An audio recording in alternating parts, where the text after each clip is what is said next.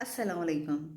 अक्सर पेरेंट्स ये शिकायत करते हैं कि हमारा बेटा या बेटी हमारी बात नहीं सुनते, वो पढ़ते नहीं हैं, हर वक्त जो है वो मोबाइल पर बैठे रहते हैं।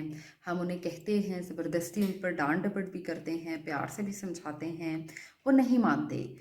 तो यहाँ पर जो आपको करना चाहिए ना, आपका सिर्फ इतना फ़र्ज़ है कि आपने अपने बच्चे को समझाना है, उसको बात कहनी है और फिर आपने उसको उसके हाल पे छोड़ देना है। आपने उसको फ़ोर्सफुली कोई भी काम करने से नहीं करवाना कोई भी काम।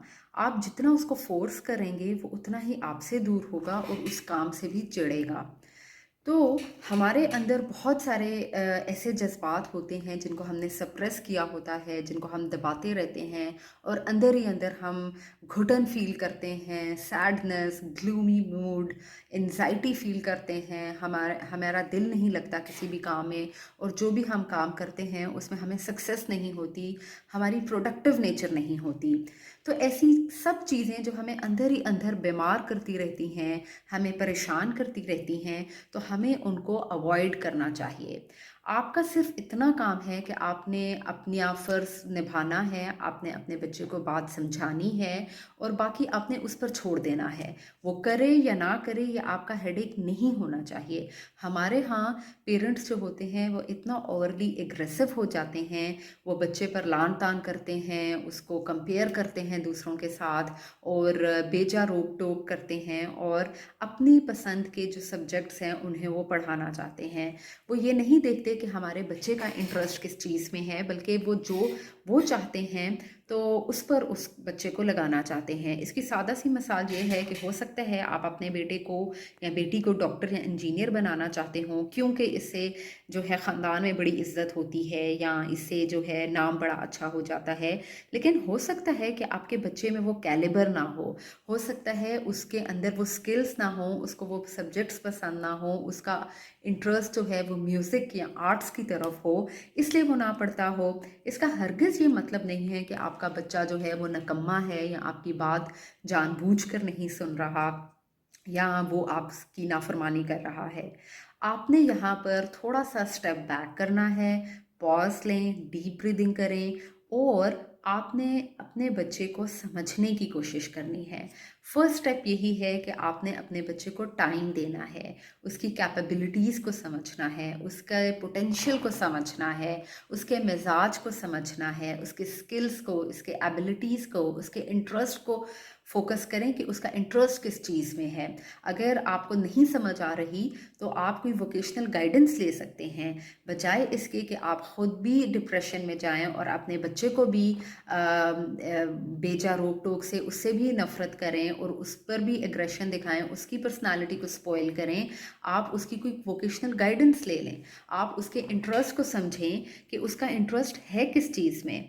क्या वो सब्जेक्ट पढ़ना भी चाहता है जिसको हम फ़ोर्सफुली उसको पढ़ाना चाह रहे हैं और आप ये करें कोशिश कि आपने अपने बच्चे को जो है स्टेप बैक करना है जब आप उसको फ्री हैंड देंगे, उसको खुद से एक्सप्लोर करने देंगे, अपने एनवायरनमेंट से वो सीखेगा, वो धक्के खा-खा के एक दफ़ा जब गिरेगा फिर खुद से वो उठेगा, लर्न करेगा, इससे उसके अंदर पोटेंशियल डेवलप होगा, इससे उसको पता चलेगा कि मैंने किस तरह हार्ड वर्क करनी है, मैंने किस तरह आगे जाना है, मैंने किस तरह अपने पोटेंशियल को सामने लेकर आना है। ना कि ये कि आप फ़ोर्सफुली उसको बेजा रोक-टोक करें, उस पर एंगर बहुत एंग्री बिहेवियर शो करें, एग्रेशन शो करें, जिसके से वो अपने इमोशंस को सप्रेस करे और वो एंग्ज़ायटी में बदलते जाएँ और बहुत ही बुरी शक्ल में वो फिर सामने आएँ। इस तरह आपका बच्चा आपसे भी नफ़रत करेगा और वो उस चीज़ से भी दूर भागेगा, वो आपके साथ शेयरिंग भी नहीं करेगा, वो अपनी कोई बात आपके साथ शेयर नहीं करेगा। फिर हम लोग रोते हैं कि हमारे बच्चे हमारे बात नहीं मानते, हमारे साथ नहीं बैठते और हमारी बात नहीं सुनते, क्योंकि हमने खुद ही उनको इतना एग्रेशन दिखाया होता है, उनको इतना फ्री हैंड नहीं दिया होता। मैं ये नहीं कह रही कि आप इतना खुला छोड़ दें कि आप उन पर कोई नज़र ही ना रखें कि वो क्या उन एक्टिविटीज़ कर रहे हैं, मोबाइल यूज़ कर रहे हैं तो सारा दिन मोबाइल ही यूज़ करते रहें, वो अपने पढ़ाई को ना दें, ऐसा नहीं है। हर चीज़ को बैलेंस में लेकर चलना है। आपने उसको समझाना है, उसको बताना है, उसके मिज़ाज को समझना है, उसके पोटेंशियल को एक्सप्लोर करें, उसकी इंटरेस्ट को देखें कि किस तरफ है और और उसके मुताबिक उसको गाइड करें। देखें कि वो क्या पढ़ना चाह रहा है।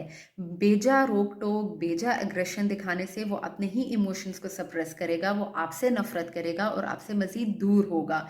इस तरह के बच्चे जो होते हैं, उनमें कॉन्फिडेंस की भी कमी होती है और वो बहुत सारी चीज़ों में जो आगे जाना भी चाहें तो नहीं जा पाते, जस्ट बिकॉज़ उनको इतना क्रिटिसाइज़ किया गया होता है उनके अपने ही घर की तरफ से।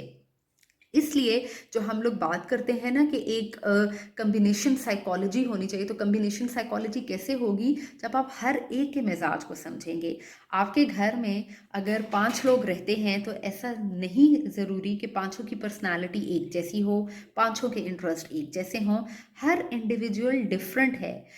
कुछ के इंटरेस्ट अलग हैं, दूसरे के इंटरेस्ट मुख्तलिफ हैं। एक को हो सकता है साइंस में इंटरेस्ट हो, दूसरे को आर्ट्स में हो, आपका इंटरेस्ट हो सकता है म्यूज़िक में हो, ह्यूमैनिटीज़ में हो। तो आपने एक्सप्लोर करना है कि किसका किस चीज़ में इंटरेस्ट है और उन सब इंटरेस्ट को आपने कहाँ पर आप उसको बेहतर तौर पर यूटिलाइज़ कर सकते हैं। कौन सा प्रोफेशन आपको फ्लरिश करने में हेल्प करेगा, अपने पोटेंशियल्स को सामने लाने में हेल्प कर सकता है। और साइंस के अलावा अगर आप आर्ट्स या ह्यूमैनिटीज़ की फील्ड में जाते हैं तो ये कोई बुरी फील्ड नहीं है।